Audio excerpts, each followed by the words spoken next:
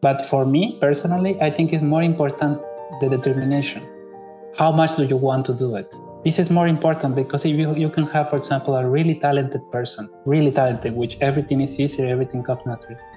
But if it doesn't have a willing, a love of what it's doing, in some point, it's just not gonna be enough, or it's just not gonna go really somewhere really interesting. And in the other case, a person which is not talented or is difficult for the person, but he has a strong determination, he will find a way somehow, because you keep struggling, you keep going, and sooner or later you will find at least your way of doing it.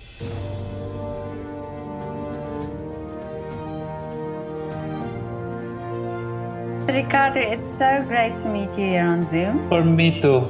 Thank you so much for agreeing to this interview. Really. Yeah, and I'm so happy that you contacted me. I'm always happy when somebody contacts me because it's wonderful to meet people and to hear everybody's stories. So I'm very happy that you did that. I am too, really. For me, for my wife, because we already knew about your job, we were watching your YouTube channel, and we really like what you're doing. Really, we admire. That makes me very happy to know. But yes, I spoke to your wife as well. She's a pianist, and you are a guitarist. Yes, a classical guitarist. Classical guitarist, yeah. So this is amazing, and you are two musicians living in Lithuania. That's true. We are both here living in Kaunas. But I know a little bit about you because you come from Mexico. Yes, I'm Mexican. Well, yes, all my family lives in Mexico. I was born in Mexico. Right now, I have double nationality. I also have Spanish nationality because I was living in Spain for a little bit more than 10 years. So I acquired the nationality for residence. But what brought you from Mexico to Spain? Well, to Spain, initially, I was looking to study with one person in particular, which is a Croatian guitarist. His name is Zoran Dukic. I knew him before, and I really wanted to try to go to study with him. So then I went to Barcelona in SMUC, which is where you can study the Bachelor in Barcelona. That is where I met my wife.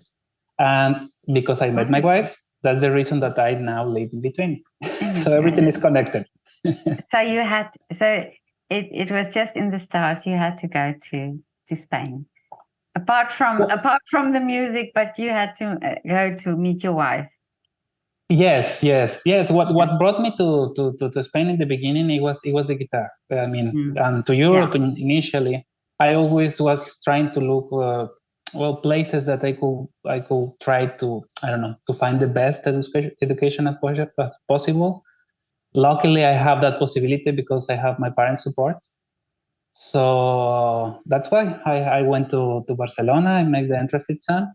And I was living there for 4 years in total. Okay. But now in Mexico, so when you grew up, do you come from a musical family? How was it that you started playing the classical guitar? Yeah, actually, not at all. In my family, there are no musicians, not artists, nothing closer to that at all. Really? Yeah. Actually, it was kind of like a struggle since the beginning because I started seriously to study the guitar quite late. I was almost 18 years old already. Really? Yeah, so since that moment, it was already like I was asking for opinion to another teacher and everything, and everybody was telling me like, no, it's too late for you. It's too late. But I don't know, I really want it so really, really strongly and deeply, and I keep finding it, and by the end, here I am. This is extraordinary, but now before you started playing the classical guitar, did you play any other instrument? Did you have any other musical background then? I always played the guitar earlier when I was like 14 years old. I started to play the guitar, but I never in the classical world. I mean, I always liked a lot music. For example, I mean, I didn't know about classical music, but another kind of music I used to always try to go deep. For example, let's say I liked a band. Let's say Radiohead. And I didn't wanted to just know the name of the band. I always wanted to say, okay, this is Radiohead music. I like it. What is the genre? What is the name? Oh, this is alternative rock or something like that. And I was going deeper and knowing new bands and stuff like that. I was trying always to go a little bit as closer as I want and get more information to know more people. So I didn't. I cannot say that I was completely off the atmosphere of musician. It's just that not classical. Mm. And when I met the classical atmosphere, when I really started to go deeply, I don't know, it suited me, and I just naturally, like gravity, started to go in deeper and deeper and deeper. Yeah, but it's so wonderful to hear that also this story, because usually you think, okay, many musicians you speak to, I've started at the age of 4, or so at a very, very young age they start already with piano or flute or whatever they play. And here you are, and what I also love about your story is that you didn't listen to people, that you didn't, when everybody said no, it's too late, you thought, no, I'm going to do it. I wanted to listen. Actually, I'm a very rational person, and I always I know it makes sense. I was already compared with other colleagues on the school and everything, and I saw, I mean, there are a lot of things that I didn't have the possibility to learn, but something inside me it kept pushing me. Mm-hmm. So many times, I was thinking, no, maybe it's not for me, maybe another life or something like that, but I didn't feel right, so I keep going. That's amazing. Now, was it easy for you to then get to a teacher in Barcelona? Do you have to apply, or how does it work when you're a musician? You really want to study with a specific teacher. I assume you have to apply and you have to audition or something like that. Does it work like that? Yeah. You need to go and you need to make an entrance exam. And then you are a little bit like a competition with other people. In my case, I was lucky enough because in that time there were places offered. The offer was okay. So I think we were 4 doing the entrance exam, and at the end we were 4 also that get in. So it was all right. It wasn't a problem. There are other years which is quite different, quite difficult. Many people don't get in. But now but you also had to study theory, the music theory, and everything that goes with studying classical music. So did you have to really do extra work, or was it hard for you? Did at times did you maybe feel a bit disheartened that you think, am I going to get there? Yeah, actually, as I said before, it become as a struggle since the beginning, because when you are starting so late, it's not impossible, but you need to realize that you need to work really hard, maybe twice or even more than the other ones, because the other one had time to absorb everything and to do it little by little. I'm not saying that it's easy for anyone. This is a hard path for anyone. But in my case, for example, in the city where I was born, which is called Aguascalientes, more or less in the middle of Mexico. At that time, it wasn't possible to study professionally music. There wasn't like a conservatory where you can say, okay, this is professional. I'm not talking about the bachelor. I'm talking about the studies before the bachelor. Oh, yeah. And even then, I needed to make a big sacrifice because I needed to go to another city, which is called Morelia, where I had the opportunity to study the bachelor. And I went there in somehow I started where other people started when they were 5 or 4 years old, 6 years old, something like that. I have to start like them at that moment, which is already in the last 3 years of them. Yeah. So I needed to work a lot of catch up, to do. A lot, exactly. That's what I was trying to say. A lot of work to catch up with everybody. Of course, in some ways it's impossible.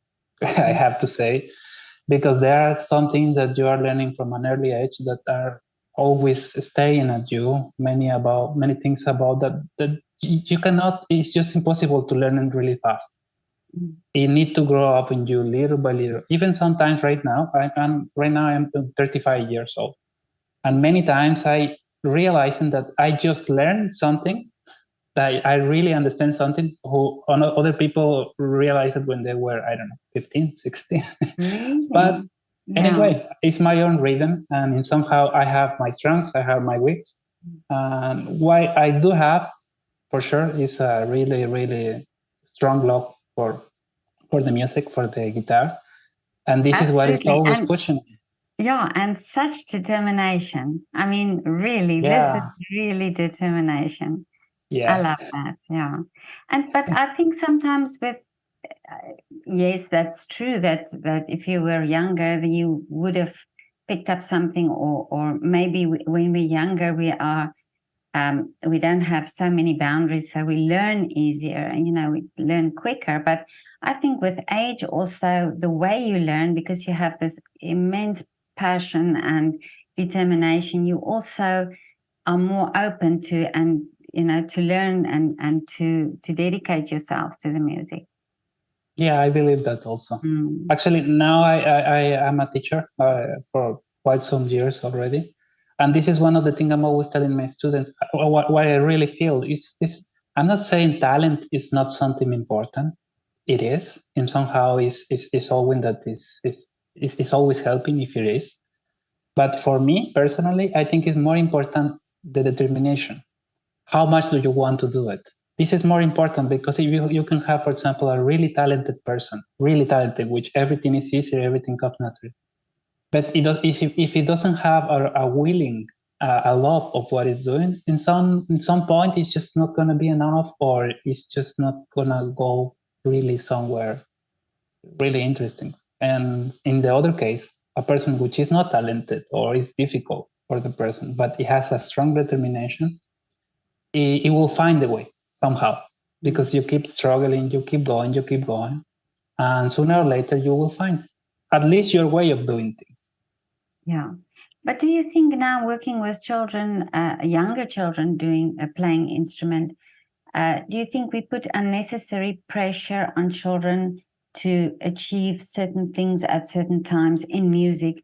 Whereas if, like, you had your own time where you were making that decision, that sometimes it might be that a child at, say, in 2 years, say 14 and 15, is not that dedicated, but then suddenly realizes when he's 16, oh, this is really what I want to do.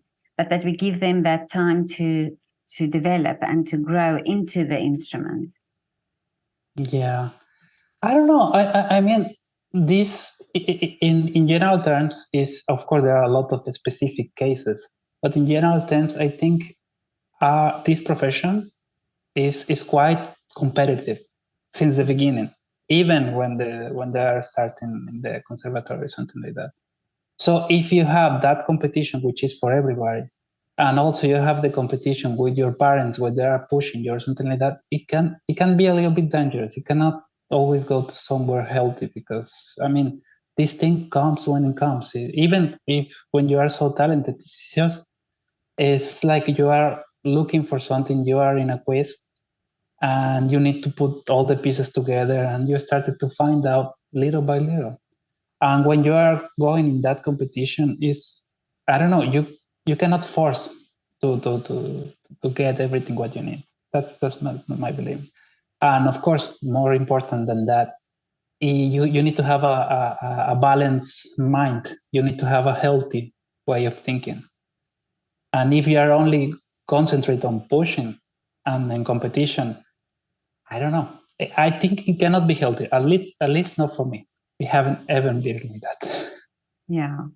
But I think, and I spoke to your wife as well about this, that some children will never become musicians, but they study the instruments for the love of it, and then they also develop this appreciation. And this is also what we need for the future, is that we have people, and that we have audiences that can appreciate the music.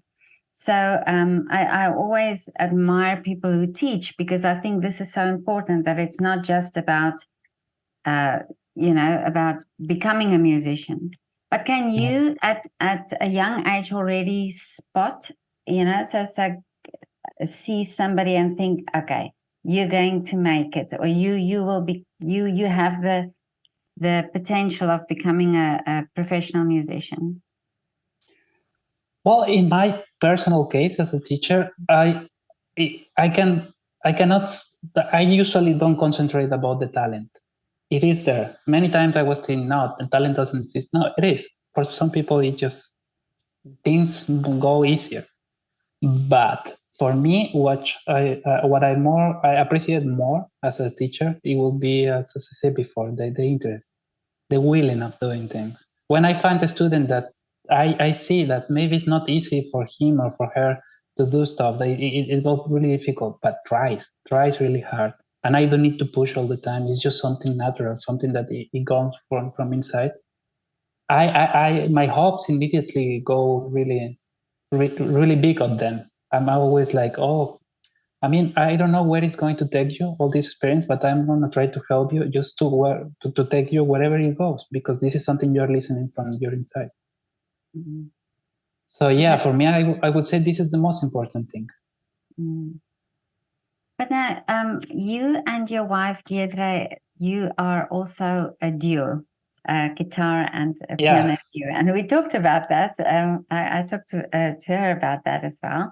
So tell me more about the piano side, the guitar side of it, because she talked about the piano side of things. Yeah. Well, actually, it's a little bit funny situation because, I mean, the piano, we have a piano and guitar duo. And the piano, as she was saying, is such a big instrument, such a powerful instrument. It has this really strong sound, which is like an orchestra. And the guitar is not. The guitar is usually intimate. It's usually with a little sound, usually for a smaller audience. So yeah, they don't mix quite well. There are another thing which is about the register, which when you have an instrument with lower register and an instrument with a high register, it doesn't really matter how strong it is. Let's say, for example, I don't know, flute and guitar. It works perfectly because this is the tessiture where it moves the piano or the guitar, and the flute is over there, so they are not pushing together. But when the guitar and the piano, which are quite on the same register, is about how strong can be the instrument. So many times we're playing exactly the same note at the exact same register, and the piano will be dominated because it doesn't matter what I do; it's a stronger instrument. But it's also just another way of working. For example, she started to play lower and with a lower sound, not so high, and in my case, I have to push myself to go higher. But that's wonderful that you do that. You could come together like that. Actually, it's a little bit funny because she's a small person and I'm really tall. So I'm struggling to get in there, and for her, it's just going down. Yeah, no, this is nice, especially because we enjoy spending time together so much, and we have an approach of music quite similar. So it just works perfectly. Yeah. You just shouldn't have an argument. I said, because then she's going to have the upper hand. I mean, that's for sure. With the instrument, I cannot win, but it's a duo, so it has to be equal somehow. You have to be equal, yeah. Because it's also not two instruments that. When she told me about it, I was quickly trying to think, but I don't know of duos like that. I know specifically you mentioned guitar and flute, and that you hear a lot or you see a lot, but piano, because it might also be that you can misjudge it as the piano being the accompaniment of the guitar. So you really have to work it so that it's two equal parts. Yeah. It's really difficult from the interpreter part, from the duo part, but also for the composer, because it has those extra challenge that you cannot only think about the music. You need to think about about the instruments and their possibilities. There are not so many written music for guitar and piano, which is originally for guitar and piano. But the little things that really work, they always focus in trying to get, I don't know, for example, the register separately. The guitar more like a melodic instrument sometimes, but also the piano a little bit farther. And always really light things that are not really like, I don't know, not so many fortes, more pianissimo for the piano. And for the guitar, a technique which is called rasgueos, which is the only technique for the guitar which is quite loud. Okay. So I use it a lot. Yeah. Mm-hmm. I mean, what I'm trying to say is that there are so many extra challenge with this duo formation that not so many composers are interested in working there. Mm-hmm. Well, it makes you very unique then. Yeah, I think managed to do that. Yeah. So that's great. Yeah, for us it was simple. That, I mean, it's not something that we were looking, but we were a couple. We were already, as a student, a couple, and then we got married. We have so much time together, so we decided, okay, we need to do something together. Yeah, and that was the possibility: piano and guitar duo. I love that you did that. That's perfect. But now, do you also play yourself when you're a classical guitarist, but do you also play other genres? Yeah, I mean, always inside the classical perspective. Mm-hmm. For example, one music that I always like it, and it's always present in my program, in all the pieces that I started, is the folk music. I really love folk music from different countries. Mm-hmm. And there are many composers which, from the classical perspective, is using folk music for the composition. But yeah, it's actually, from the classical perspective, there are many genres that go inside. Okay. And the folk music, what is the interest? Where did the interest start for you in the folk music? Well, I don't know, maybe because I love to travel so much. It's something that I always loved. Oh, yeah. And I have the experience. I've been living in Mexico, then Spain. I was in France also for a little bit. Now I'm here in Lithuania. I don't know. I always like it to hear the natural music from the places. And especially, I don't know, for example, the Balkanic music, I really love it. Those rhythms and stuff like that is something that it has always been a strong point of interest for me. I think, yeah, the folk music is also almost earthy music. You know, it's so natural. It's from the people, and it's so identifiable. Yeah, very organic. Yeah, I believe so. Yeah. Mm-hmm. No South African music?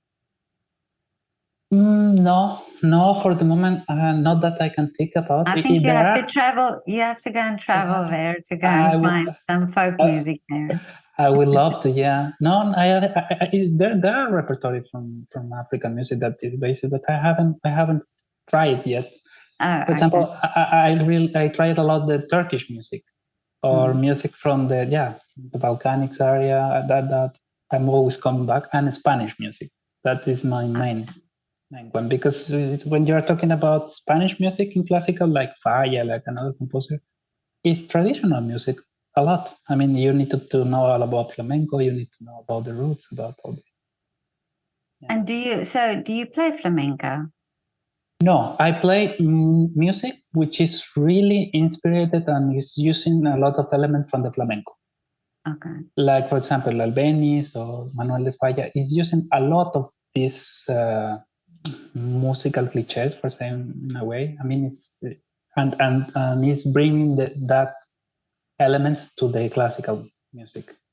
Oh. And yeah, the kind of music I play a lot. Actually, my master, I was doing a specialization in this kind of music, in folkloric Spanish music from the classical perspective, to say. Okay. And in Mexico, so do you have folk music there that you play as well, or that is close to classical? Yeah. I played some pieces, which is, for example, one kind of folk music that I really like in Mexico is called son jarocho. I don't know if you ever heard about it. No. It's also with a lot of irregular rhythms, like Balkanic music is also moving a lot, and it's very festive music with a lot of movements. So yeah, I played some classical music, which is inspired or using element of that kind. Yeah. And do you compose as well? No, I never tried. So, because how do you do the? They are all these types of musics are all written for guitar, so you don't have to arrange it. Yes. Okay. Yeah, mostly. The only thing I started to arrange is for the duo, actually, because there are some music that, like say for example, arpeggione in Schubert, which I honestly it was almost everything in there, because the instrument which was written is quite similar. It can work on the guitar very well, but I needed to make some changes. So small changes is the only thing I have made for the arrangements. I haven't tried something really big in that department. Okay. Yeah. But Ricardo, now tell me, what are the wishes for you for the future? Okay. Difficult question. I don't know. I have so many. So if I have to choose, I will say that I hope everybody will find something related to art. It doesn't have to be music. It can be anything. It can be any profession, actually. I always believe that you can do whatever you do. Let's say, I don't know, you are working in an office or something like that. But if you're passionate about it and then you're trying to go really deep in what you're doing, you're acting like an artist. So my wish, I would say that everyone will have an artistic life. If you're thinking about that approach. Yeah. Absolutely. I so agree with you there. I think if we go and look a little bit deeper into what everybody is doing, it's some form of art, you know? Yeah, I think so too. Yeah. And I don't think that in order to be working, you have to be like the best one on that. Is, for example, in my case in music, the competition is really hard. And I realized I just came to a point so that I decided, okay, I will need anything I have to do it for me personally. Yeah. I'm always trying to do my best. And it doesn't matter where it's taking me, either to the top, either to the middle part, either to the bottom. It doesn't matter. The thing is that I am listening to a voice which is coming from inside. Yeah. I so agree with you there. Absolutely. Because I think this competition creates also a tension in people. Yeah. You know, and it takes away this this natural spark or this, you know, natural ability. And I so agree with you there. It needs to come from yourself. And that is, I think that is what art is about. Yeah, it's strange because that's one of the things that surprised me, that in the artistic world there are so many there are such a strong competition. Why? If it's something so organic, so natural, so outside, let's say the how can I say it? The natural rules is something more ethereal or something like that. Why there are such a strong competition? What everybody wants to be better than the other one? Just curious. And you know, as I recently spoke to a painter, and we talked about this competition, so how do artists view each other's work and feel a bit competitive? And he said, well, you really have to look at it in nature as well. You know, if you look at a beautiful sunset and you can admire the sunset, it doesn't mean you have to be competitive about the fact that that's a beautiful sunset. You have to think, well, how can I use my ability to create something like that? Or, you know, so that you don't see it as a competition, but that you see it as an inspiration. And I think the moment you start doing that, you start then creating from within and not from the competition from outside, you know, that you're comparing yourself, but that you're saying, okay, so how can I create it, or how can I do it in such a way? So that's a beautiful way of putting it. Yeah. Yeah. Yeah, I don't know. Sometimes I my theory or what I don't know. I just think about is that it's also because there are now so many, let's say, general education. The quality of the education in arts is not so general.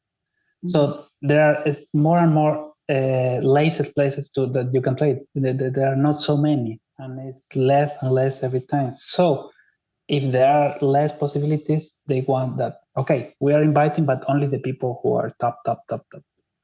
And I think this is a pity because actually I think everybody needs art in their life. And for example, I would be completely happy if I would be giving concert only for my surroundings. Let's say the city where I live, I don't know, more or less around.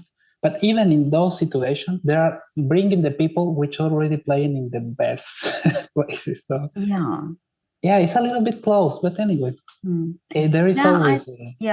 I agree with you, and I think it's true what you're saying. And I think also if you start educating children at a young age in all different aspects of art, or that they could have a possibility to at least choose, if they want to dance or and play an instrument or whatever form of art they want to do. But then you have this natural way of children developing, learning to express themselves, and then using art in the way that it's supposed to be. That you're saying now, that it's naturally, that it comes naturally, and that it's not just about somebody who won a competition or the best or a name or something that we all have this, and that we have people to appreciate this art, and that it's about the art and not the person. Yeah, I think so. Yeah. I think there's space for everybody. It's just about finding the way. For example, like your project. I really admire you because you are doing this. I have the impression that you're doing it for everybody.